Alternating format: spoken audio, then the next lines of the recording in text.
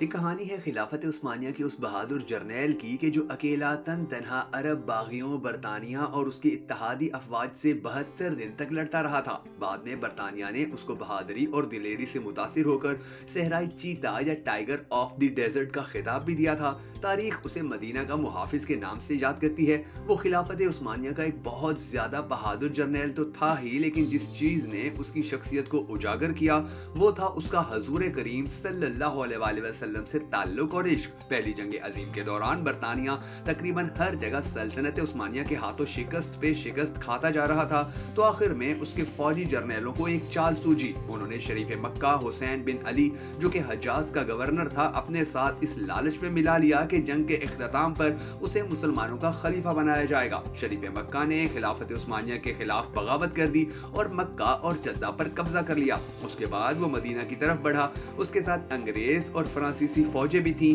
اور Lawrence of Arabia نامی بدنام زمانہ جاسوس بھی تھا۔ انہوں نے 1916 کو مدینہ کا محاصرہ کر لیا۔ یہ محاصرہ 1919 تک جاری رہا کیونکہ ان کو یہاں کے عثمانی لڑاکوں کی طرف سے سخت مزاحمت کا سامنا کرنا پڑ رہا تھا۔ اس وقت مدینہ شہر کا دفاع ایک عثمانی سپاہی سالار فخری پاشا یا عمر فخر الدین پاشا کے زیر نگرانی تھا۔ یہ شخص انتہائی دلیر اور صاحب ایمان تھا۔ مدینہ منورہ کے باسی اس کی بہادری اور حسن انتظام پر اسے بہت پسند کرتے تھے۔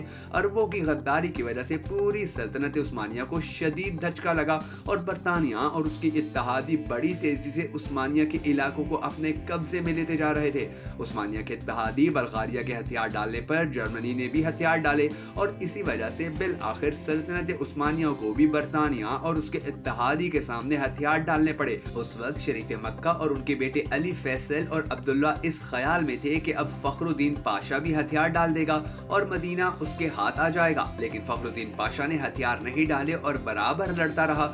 مدینہ شہر کو سامان رسد پہنچانے والے ٹرین کو انگریز ناکارہ کر چکے تھے اور اسی طرح فخر الدین پاشا کو باہر سے کوئی امداد نہیں پہنچ رہی تھی۔ محاصرے کے دوران مدینہ پر 130 بار حملہ کیا گیا اور 30 اپریل 1918 کو مدینہ کی مقدس سرزمین پر 300 بم برسائے گئے۔ کھانے پینے کی چیزیں ختم ہو چکی تھیں، لہٰذا فخر الدین پاشا اور اس کی فوج ٹڈے کھاتے رہے لیکن ہتھیار نہیں ڈال رہے تھے۔ اس کی وجہ یہ تھی کہ اس کو خواب میں حضور کریم نے حکم دیا تھا کہ تم نے ہتھیار نہیں ڈالنا۔ ایک ترک مصنف لکھتا ہے کہ ایک مرتبہ 1918 میں جمعہ کے دن فخر الدین پاشا مسجد نبوی میں نماز کے دوران خطبہ دینے ممبر کی سیڑھیوں پر چڑھنے لگا تو آدھے ہی راستے میں رک گیا اور اپنا چہرہ حضور کریم کے روضہ مبارک کی طرف کرتے ہوئے عرض کیا، اے اللہ عز و جل کے رسول، میں آپ کو کبھی نہیں چھوڑوں گا۔ اس کے بعد اس نے نمازیوں سے ولولہ انگیز خطاب کیا۔ اس نے کہا کہ مسلمانوں، میں تم سے حضور کا نام لے کر جہاد کی اپیل کرتا ہوں جو اس وقت میرے گواہ بھی ہیں۔ میں تمہیں یہ حکم دیتا ہوں کہ دشمن کی طاقت کی پرواہ نہ کرتے ہوئے حضور پاک اور ان حضور پاک کے شہر کا آخری گولی تک دفاع کرو۔ اللہ عز و جل ہمارا حامی و ناصر اور حضور کی برکت ہمارے ساتھ ہو۔ ترک افواج کے بہادر افسروں، اے چھوٹے محمدیوں، آگے بڑھو اور میرے ساتھ مل کر اللہ عز و جل اور اس کے رسول کے سامنے وعدہ کرو کہ ہم اپنے ایمان کی حفاظت اپنی زندگیاں لٹا کر کریں گے۔ اس کے بعد فخری پاشا نے کہا کہ اسے خواب میں حضور نے حکم دیا تھا کہ وہ ابھی ہتھیار نہ ڈالے۔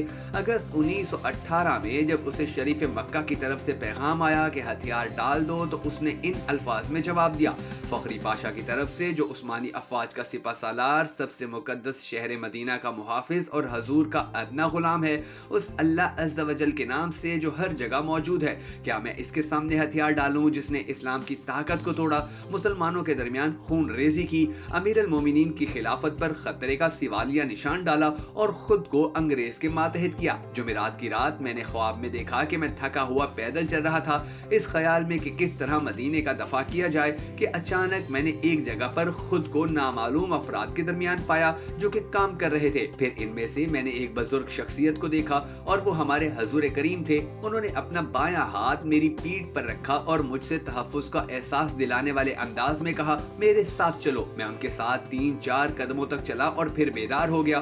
میں فوراً مسجد نبوی گیا اور ان کے روضے کے قریب اپنے رب کے حضور سجدے میں گر پڑا اور اللہ عز و جل کا شکر ادا کیا۔ اب میں حضور کی پناہ میں ہوں جو کہ میرے سپہ سالار اعلیٰ ہیں۔ میں مدینہ کی عمارتوں، سڑکوں اور اس کی حدود کے دفاع میں دل و جان سے مصروف ہوں۔ اب مجھے ان بیکار پیشکشوں سے تنگ نہ کرو۔ 30 اکتوبر 1918 کو سلطنت عثمانیہ نے ہتھیار ڈال دیے اور وزیر جنگ نے فخری پاشا کو پیغام पैगाम भेजा कि हमने मुआहदा करके हथियार डाल दिए हैं, अब तुम भी हथियार डाल दो। लेकिन फखरी पाशा ना माने और अपनी तलवार उनके हवाले करने से इनकार किया।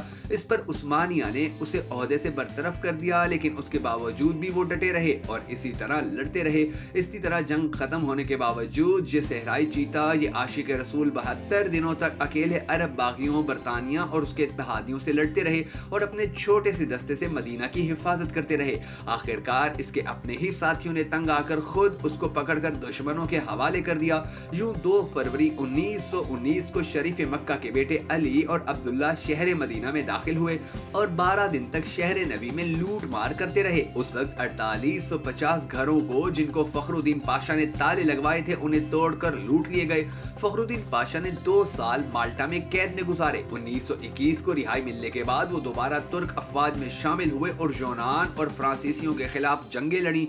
उसके बाद वो अफगानिस्तान में तुर्की के सफीर रहे। 22 नवंबर 1948 को उनको दिल का दौरा पड़ा और वो अपने खालिक हकीकी से जा मिले। उनकी ख्वाहिश के मुताबिक उन्हें इस्तांबुल में दफन किया गया। अल्लाह अज़्ज़ा वजल आपकी कब्र को नूर से भर दे। अफसोस इस बात का है कि हमारे नस्ल सिरे से उनके नाम से वाकिफ नहीं। एक सोची समझी साजिश के तहत हमें मीडिया और फजूल फिल्मों ड्रामों में मशगूल किया गया है ताकि हम अपने आबाओ अजदाद के उन ईमान अफरोज कारनामों से बिल्कुल बेखबर रहें और हमारे अंदर उकाबी रूह पैदा ना हो। उस जर्नैल की दास्तान सुनने के बाद शायद हर कोई ख्वाहिश करेगा कि काश उसकी जगह वो खुद होता और उसे हजूर की तरफ से इसी तरह का हुक्म मिल पाता। अब वक्त आ गया है कि हम दोबारा अपने इन इस्लाफ को जिंदा करें जो अल्लाह और हजूर के नाम पर मर मिटे। अपने बच्चों की इस किस्म के वाकयात से उनकी तरबियत करें ताकि दुश्मनाने इस्लाम को एक बार फिर फखरुद्दीन पाशा का सामना करना पड़े। अल्लाह हम सबको नेक राह पर चलने की तौफीक भी अता करे। दोस्तों, अगर आप भी हम सबके साथ मिलकर होने वाली इस सदका जारिया दुआ में शामिल होना चाहें तो कमेंट सेक्शन में आमीन जरूर लिख दीजिएगा। और अगर आपको हमारी ये वीडियो पसंद आए हो तो भखन नेटवर्क वीडियोस को सपोर्ट करने के लिए इसे लाइक और शेयर भी जरूर कर दीजिएगा।